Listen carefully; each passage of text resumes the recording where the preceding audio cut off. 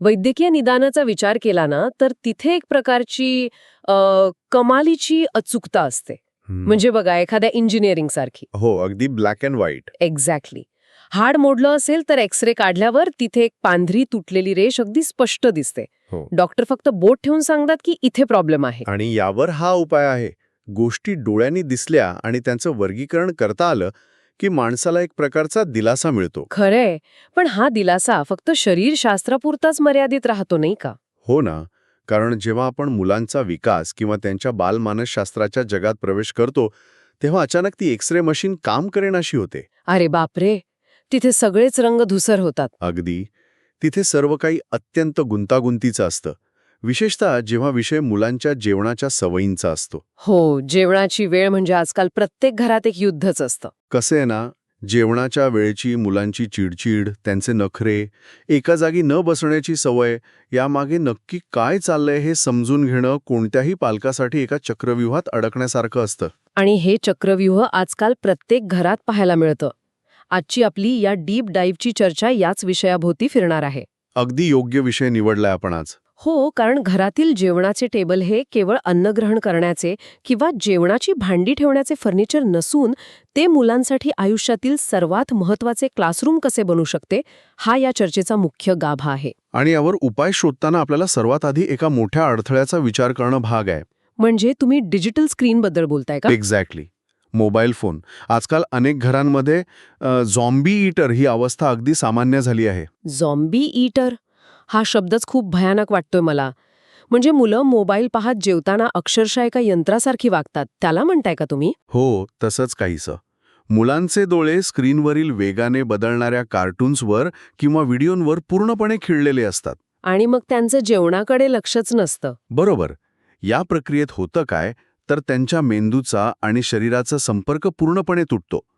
साधारणपणे आपल्याला वाटतं की अन्नपचनाची सुरुवात पोटातून होते. हो, तसंच वाटतं आपल्याला. पण वैज्ञानिकदृष्ट्या पचनाची पहिली पायरी मेंदूतून सुरू होते. अन्नाचा वास, त्याचा रंग, त्याची वाफ, हे सगळं जेव्हा मेंदूपर्यंत पोचतं ना, तेव्हा तोंडात लाळ निर्माण होते. अच्छा, म्हणजे पोटातील पाचकरस स्रवायला सुरुवात होते तर. अगदी बरोबर. अन्न पाहणं आणि ते अनुभवणं ही पचनाची पूर्वतयारी असते. पण जेव्हा मूल स्क्रीनमध्ये हरवलेलं असतं, तेव्हा ती पूर्वतयारी होतच नाही. एक्झॅक्टली. स्क्रीनमुळे त्याला अन्नाची चव लागत नाही, भाज्यांचा कुरकुरीतपणा जाणवत नाही. तो फक्त यांत्रिकपणे अन्न गिळत असतो. बापरे, हे खूपच गंभीर आहे. आणि यातील सर्वात गंभीर बाब म्हणजे मेंदू आणि पोटाचा जो संवाद असतो तो थांबतो. संवाद थांबतो म्हणजे नक्की काय होतं? जेव्हा आपण जेवतो तेव्हा माझं पोट भरलंय, आता मी थांबलं पाहिजे, हा एक अत्यंत महत्वाचा संदेश पोटाकडून मेंदूकडे जातो. याला आपण सटायटी सिग्नल म्हणतो. बरं. पण स्क्रीनमधील रंग आणि आवाजांमुळे मेंदूमध्ये जो डोपामाइनचा पूर आलेला असतो, त्यात हा पोटाचा नाजूक संदेश वाहून जातो. तो मेंदूपर्यंत पोहोचतच नाही. अरे रे! हे ऐकल्यावर मला एका उदाहरणाची आठवण येते. हे अगदी एखाद्या गाडीत पेट्रोल भरण्यासारखे आहे, जिचा पेट्रोलचा काटा किंवा फ्युएल गेज खराब झालाय. खूप छान उदाहरण दिलात तुम्ही हे. हो ना? म्हणजे डॅशबोर्ड आणि टाकीचा संपर्क तुटलेला असल्यामुळे टाकी पूर्ण भरून ओसंडून वाहेपर्यंत आपल्याला समजतच नाही की किती पेट्रोल भरायचे. अगदी तसंच. मुलांच्या बाबतीत मोबाईल हा तो डॅशबोर्ड खराब करणारा घटक आहे. तो डॅशबोर्ड काम करत नसल्यामुळे ओव्हरफ्लो होणारच. आणि मग वजन वाढणे आणि इतर प्रॉब्लेम सुरू होतं.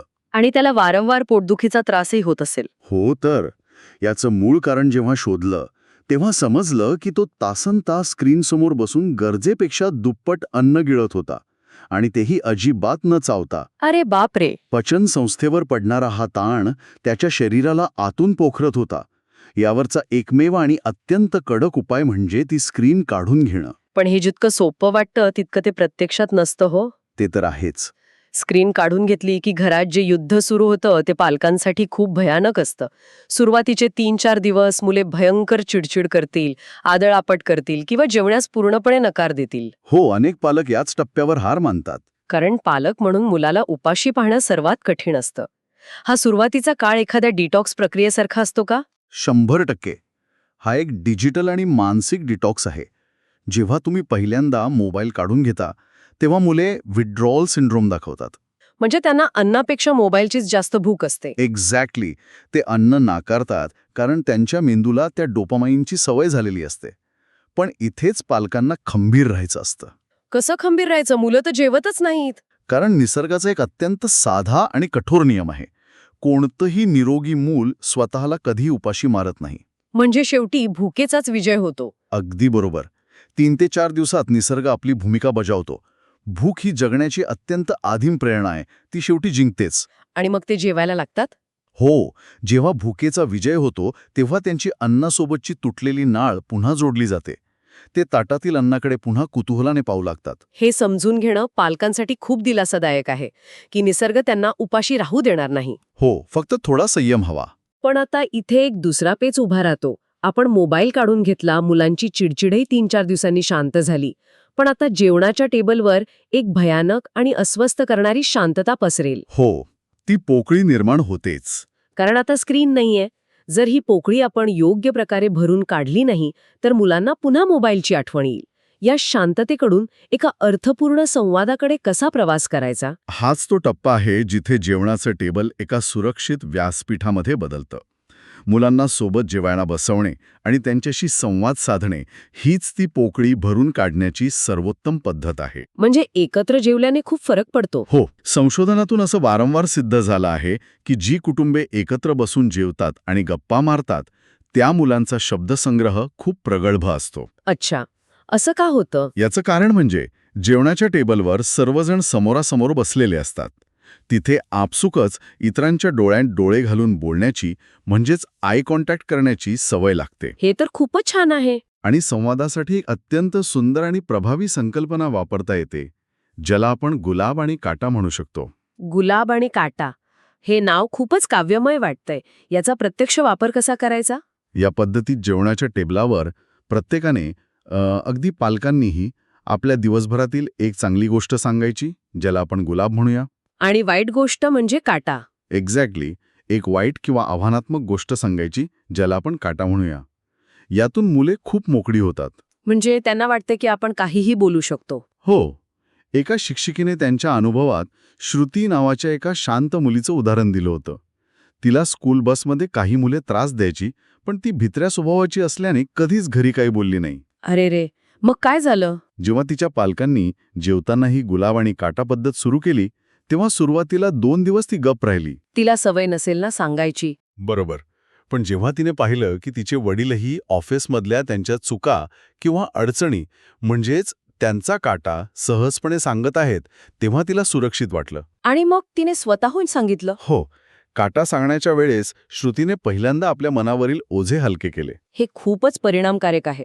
कारण इथे आपण मुलाला थेट तुला काय त्रास आहे असं न विचारता स्वतःच्या अडचणी सांगून त्याला व्यक्त होण्यासाठी एक सुरक्षित वातावरण देतोय. अगदी बरोबर. पण मी विचार करत होते त्या पालकांचा जे रोज 9-10 तास काम करतात, भयंकर ट्रॅफिकमधून जीव मुठीत धरून घरी येतात. हो, आजकालची जीवनशैलीच तशी झाली आहे. अशा शारीरिक आणि मानसिकदृष्ट्या थकलेल्या अवस्थेत घरी आल्यावर त्यांच्याकडे जेवणाच्या टेबलावर एखादा टॉक शो चालवण्याइतकी ऊर्जा खरोखरच नसते. मी समजू शकतो. मग अशा थकलेल्या पालकांनी ही संवादाची सवय कोणत्याही ओझ्याशिवाय कशी सुरू करावी? ही एक अतिशय रास्त आणि व्यावहारिक अडचण आहे. पालकांनी स्वतःवर टॉक शो होस्ट बनण्याचं दडपण अजिबात घेण्याची गरज नाही. म्हणजे जास्त प्रश्न विचारायचे नाहीत. संवादाचा अर्थ मुलांची चौकशी करणे असा होत नाही.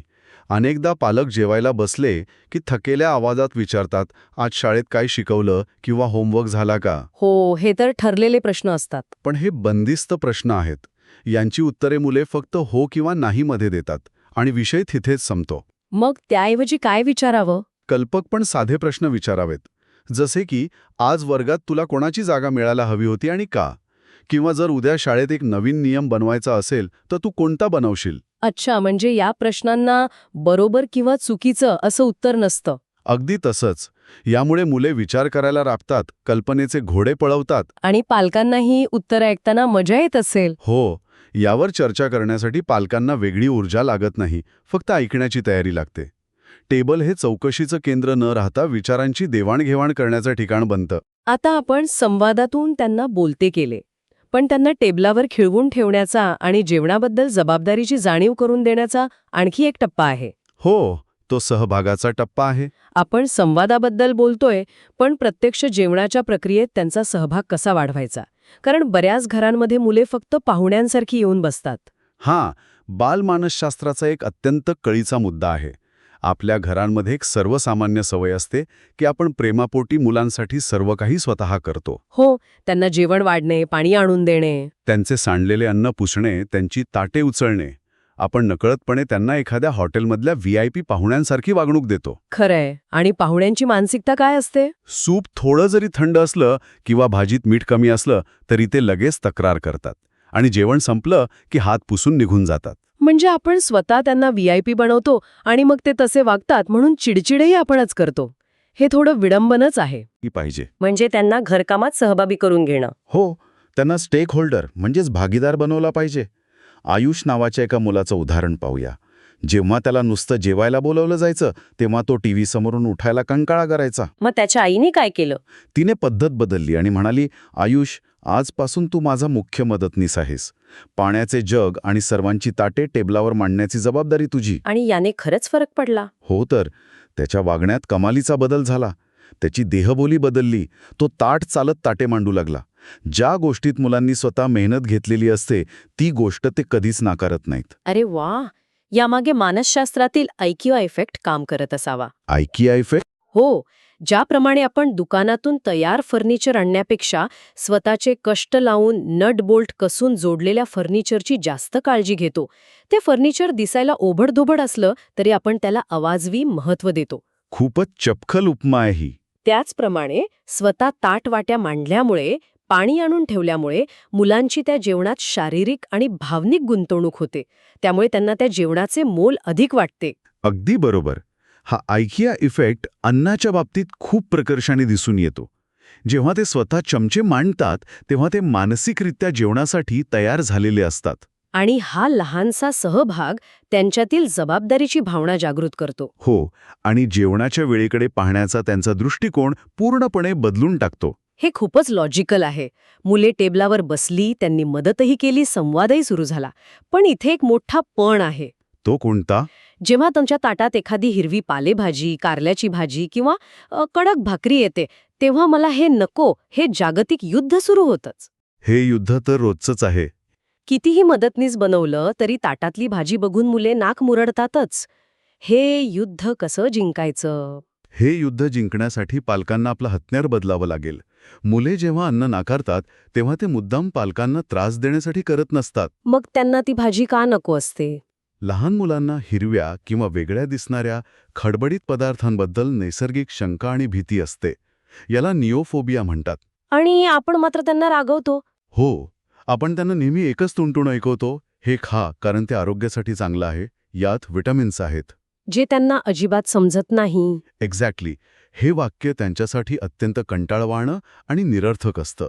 लहान मुलांना कोलेस्ट्रॉल, कॅलरीज किंवा भविष्यातील आरोग्याशी काही देणं घेणं नसतं. ते वर्तमानात जगतात. खरंय, 6 वर्षांच्या मुलाला कॅलरीजचं किंवा पचनसंस्थेचं काय महत्त्व असणार? म्हणूनच अशावेळी पालकांनी कथाकार बनलं पाहिजे. कथाकार, अन्नाच्या गोष्टी सांगायच्या का? हो, अन्नाला केवळ अन्न न ठेवता त्याला एक रंजक काम दिलं पाहिजे. एका बालवाडीतील वेदांत नावाच्या मुलाची गोष्ट खूप प्रसिद्ध आहे. काय गोष्ट आहे ती? तो डब्यातील भाकरी खायला रडून नकार देत होता कारण त्याला मऊ पांढरा ब्रेड हवा होता. त्याच्यासाठी भाकरी ही खूप खडबडीत आणि न चावता येणारी गोष्ट होती. लहान मुलांना भाकरी चावणं खरंच कठीण जातं. बरोबर. तेव्हा त्याच्या शिक्षिकेने एक युक्ती लढवली. तिने त्याला ती भाकरी चक्क झाडू भाकरी म्हणून ओळख करून दिली. झाडू भाकरी हे कसं काम करतं? शिक्षिकेने त्याला समजावून सांगितलं की जसा शाळेतला शिपाई काका खडबडीत झाडूने वर्गातला कचरा साफ करून वर्ग चकचकीत करतो, तशीच ही खडबडीत झाडू भाकरी तुझ्या पोटात जमा झालेला चॉकलेट्स आणि चिप्सचा कचरा साफ करते. अरे वा, खूपच भारी आयडिया आहे ही. हो ना. त्यामुळे तू आजारी पडणार नाहीस आणि तुला रोज खेळायला मिळेल, असं ती म्हणाली. हे ऐकल्यावर वेदांतची उत्सुकता वाढली. आणि मग त्याने ती भाकरी खाल्ली. एक्झॅक्टली. गाजर हे केवळ हेल्दी नाही, तर ते क्रिकेटचा बॉल रात्रीही स्पष्ट दिसण्यासाठी स्नायपर विजन देतं. किंवा पालक हे शरीराचं मसल फ्युअल आहे. अशा कथा त्यांच्या विश्वात अगदी सहज समावून जातात. हे ऐकायला खूपच भारी वाटतंय, पण मला इथे एक शंका येतेय. सांगा ना. आजकालची मुलं खूप हुशार असतात. जर एखाद्या मुलाने ही झाडू भाकरीची युक्ती ओळखली आणि तो म्हणाला की मला माहितीये हा झाडू नाहीये, ही नुसती भाकरी आहे आणि तुम्ही मला उल्लू बनवताय, तर काय करावं? हा खूप महत्वाचा पैलू आहे. ही गोष्टी सांगण्याची जादू पिझ्झा किंवा बर्गरच्या खऱ्याखुऱ्या मोहासमोर किती काळ टिकेल? गोष्टी सांगण्याची जादू ही काही कायमस्वरूपी फसवेगिरी नाहीये. मुलं जसजशी मोठी होतील तसतसं त्यांना सत्य समजेलच. मग या गोष्टी सांगून काय साध्य होतं? या कथांचा मूळ हेतू त्यांना आयुष्यभर मूर्ख बनवणे हा नसून त्यांच्या मनातील नव्या अन्नाबद्दलचा जो सुरुवातीचा विरोध आहे तो कमी करणे हा आहे. अच्छा, म्हणजे तो सुरुवातीचा अडथळा पार करण्यासाठी आहे. एक्झॅक्टली. जेव्हा मूल पिझ्झा मागतं आणि तुम्ही भाकरी देता तेव्हा तिथे एक सत्ता संघर्ष सुरू होतो. गोष्टींमुळे हा सत्ता संघर्ष एका कल्पनेच्या खेळात बदलतो. आणि मग त्यांना त्या अन्नाची सवय होते? हो. जेव्हा मूल मोठे होऊन त्याला सत्य समजतं तोपर्यंत त्याच्या शरीराला ती भाकरी किंवा भाजी खाण्याची सवय लागलेली असते. त्याची चव त्याच्या जिभेवर रुजलेली असते. म्हणजे आपण फक्त सुरुवातीचा जो उंबरठा आहे तो ओलांडण्यासाठी या गोष्टींची मदत घेतो. मग एकदा चवीची सवय लागली की मग कथांची गरज उरत नाही. अगदी बरोबर. आता आपण अन्नासोबतचा निरोगी नात्याबद्दल बोललो, पण अन्नाशी संबंधित आणखी एक महत्वाचा नियम आहे, तो म्हणजे अन्नाची स्वच्छता. उघड्यावरचे अन्न न खाण्याबद्दल मुलांना कसं समजावं? हा तर प्रत्येक पालकाचा सर्वात मोठा प्रॉब्लेम आहे. हो ना, कारण बाहेर गेल्यावर उघड्यावरचे पदार्थ पाहिल्यावर मुले खूप हट्ट करतात. स्वच्छतेचं महत्त्व मुलांना समजून सांगणं अनेकदा खूप कठीण असतं, कारण मुले ही दृश्य गोष्टींवर लवकर विश्वास ठेवतात. त्यांना जे डोळ्यांना दिसतं तेच खरं वाटतं. आणि लहान मुलांमध्ये स्वतःवर कंट्रोल अजिबात नसतो. एक्झॅक्टली. रस्त्यावर उघड्यावर ठेवलेला एखादा पेढा किंवा रंगीबेरंगी गोड पदार्थ दिसला की ते लगेच उचलून तोंडात टाकतात. मग त्यावर एखादी माशी का बसलेली असे ना, त्यांना फक्त तो पेढा दिसत असतो. हो, माशीकडे त्यांचं लक्षही नसतं. अशावेळी नुसतं ते खाऊ नकोस, उघड्यावरचं आहे, आजारी पडशील असं ओरडून काहीच साध्य होत नाही. कारण आजारी पडणं ही त्यांच्यासाठी एक न समजणारी गोष्ट असते. अगदी बरोबर. म्हणूनच त्यांना त्यामागचं कारण त्यांच्या दृश्य भाषेत स्पष्ट करावं लागतं. दृश्य भाषेत म्हणजे कसं? यासाठी अदृश्य प्रवाशांची संकल्पना खूप प्रभावी ठरते. मुलांना समजावून सांगावं की माशा काही माणसांसारख्या पायात बूट घालत नाहीत. खरं आहे. त्या कुठेही उडतात, कचऱ्यावर, घाणीवर आणि प्राण्यांच्या विष्ठेवर बसतात.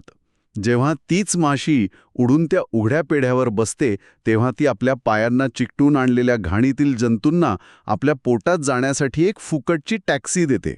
फुकटची टॅक्सी हे दृश्य मुलांच्या डोळ्यांसमोर अगदी स्पष्ट उभं राहतं. होय. आणि हे अदृश्य प्रवासी किंवा जंतू एकदा त्या टॅक्सीतून पोटात गेले की तिथे जाऊन ते पार्टी करतात, ज्यामुळे भयंकर पोटदुखी होते. हे मुलांना खूप चटकन समजेल. इथे मुलांना फक्त नियम न सांगता होणाऱ्या परिणामांची आठवण करून देणं गरजेचं असतं. म्हणजे जुन्या गोष्टींची आठवण करून द्यायची का? हो. जसं की मागच्या वर्षी राहुलने उघड्यावरचे खाल्ले आणि फूड पॉयझनिंगमुळे त्याची वॉटर पार्कची ट्रिप कशी बुडाली होती हे आठवतंय का, असं विचारल्यास मुले लगेच स्वतःला त्या परिस्थितीशी जोडून घेतात आणि सावध होतात. ही फुकटची टॅक्सीची उपमा मला व्यक्तिशः खूप आवडली. मला वाटतं जेव्हा आपण स्वच्छतेच्या नियमांना केवळ पालकांची कटकट किंवा कंटाळवाणी बंधने म्हणून मांडण्याऐवजी शनिवार रविवारची सुट्टी, मजेचे क्षण किंवा शाळेची ट्रिप वाचवणारी एक डिफेन्स सिस्टीम म्हणून मुलांसमोर मांडतो, तेव्हा तो खरोखरच एक मास्टर स्ट्रोक ठरतो. अगदी बरोबर बोललात तुम्ही. मुलांच्या दृष्टीने आपण त्यांच्या मजेच्या आड येत नाही आहोत, तर आपण त्यांच्या मजेचं रक्षण करत आहोत ही भावना त्यांच्यात निर्माण होते. आणि मग ते स्वतःहून ते उघड्यावरचे पदार्थ नाकारतात. आपण त्यांचे रक्षक बनतो, हुकुमशहा नाही. आणि हेच या सर्व चर्चेचं सार आहे. खरंच खूप छान आणि सखोल चर्चा झाली आज आपली. हो. जर आपण आजच्या या संपूर्ण प्रवासाकडे पाहिलं तर एक गोष्ट अत्यंत ठळकपणे समोर येते की जेवणाचं टेबल हे केवळ एक लाकडी फर्निचर नाही. एक्झॅक्टली. ते मुलांसाठी आयुष्यातील सर्वात महत्त्वाचं क्लासरूम आहे. मोबाईल बाजूला ठेवून सुरुवातीचा संघर्ष सहन करणं, मुलांना घरकामात आणि वाढण्याच्या प्रक्रियेत सहभागी करून घेणं आणि गुलाब आणि काटासारख्या माध्यमातून त्यांच्याशी सुरक्षित संवाद साधणे. हो. झाडू भाकरीसारख्या रंजक गोष्टी सांगून त्यांचा अन्नाला असलेला विरोध कमी करणे आणि स्वच्छतेचं महत्त्व फुकटच्या टॅक्सीसारख्या त्यांच्याच कल्पनेच्या भाषेत समजावणे. या सर्व गोष्टींमुळे आपण फक्त त्यांचे पोट भरत नाही, तर त्यांचे विचार, त्यांच्या सवयी आणि त्यांचे व्यक्तिमत्व घडवत असतो. अगदी बरोबर. आपण सुरुवातीला त्या एक्स-रे मशीन आणि धूसर निदानाबद्दल बोललो ना. हो. मुलांच्या वागण्याचा एक्स-रे कदाचित सुरुवातीला धूसरच दिसेल.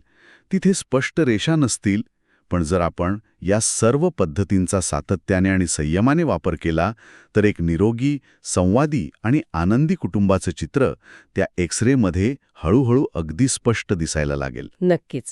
पण या सर्व चर्चेतून जाताना मला शेवटी एका अत्यंत महत्वाच्या आणि विचार करायला लावणाऱ्या मुद्द्याकडे लक्ष वेधायचे आहे. कोणता मुद्दा? आपण आत्तापर्यंत मुलांनी काय करावं, त्यांनी मोबाईल कसा बाजूला ठेवावा आणि कसं वागावं यावर सविस्तर चर्चा केली. हो, पूर्ण फोकस मुलांवर होता. पण जर जेवणाचे टेबल हे मुलांच्या आयुष्यातील धडे गिरवण्याचे सर्वात मोठे क्लासरूम आहे आणि आपण पालक म्हणून त्यांचे सर्वात मोठे शिक्षक आहोत, तर एक प्रौढ व्यक्ती म्हणून आपण स्वतः जेवताना जे काही करतो त्याचे काय? म्हणजे पालकांच्या स्वतःच्या सवयींबद्दल बोलताय तुम्ही? एक्झॅक्टली. जर आपण स्वतः घाईघाईने न चावता जेवत असू, ताटात अन्न उरवून टाकत असू किंवा कुटुंबासोबत बसूनही टेबलवर ऑफिसचे ईमेल्स आणि मेसेजेस चेक करत असू, तर यातून आपण नकळतपणे आपल्या मुलांना आपल्या प्राधान्यक्रमांबद्दल कोणते धडे देत आहोत? हा खरंच खूप मोठा प्रश्न आहे. आपण त्यांना अप्रत्यक्षपणे हेच सांगत आहोत ना की ऑफिसचं काम किंवा सोशल मीडिया हे अन्नापेक्षा आणि समोरासमोर बसलेल्या माणसांपेक्षा जास्त महत्वाचे आहे? खरंय, मुलं हे सगळं शांतपणे पाहत असतात. आपण सर्व पालकांनी यावर नक्की विचार करायला हवा. कारण मुले आपण जे तोंडाने सांगतो ते ऐकण्यापेक्षा आपण जे प्रत्यक्ष करतो त्याचे अनुकरण जास्त करतात. आपले डोळे जिथे असतील तिथेच त्यांचीही नजर जाईल. एकदम परफेक्ट बोललात. विचार करण्यासारखी गोष्ट आहे ना? याच अंतर्मुख करणाऱ्या विचारासोबत आजची ही सखोल चर्चा आपण इथेच थांबूया. पुन्हा भेटूया अशाच एका नव्या आणि रंजक विषयावर प्रकाश टाकण्यासाठी.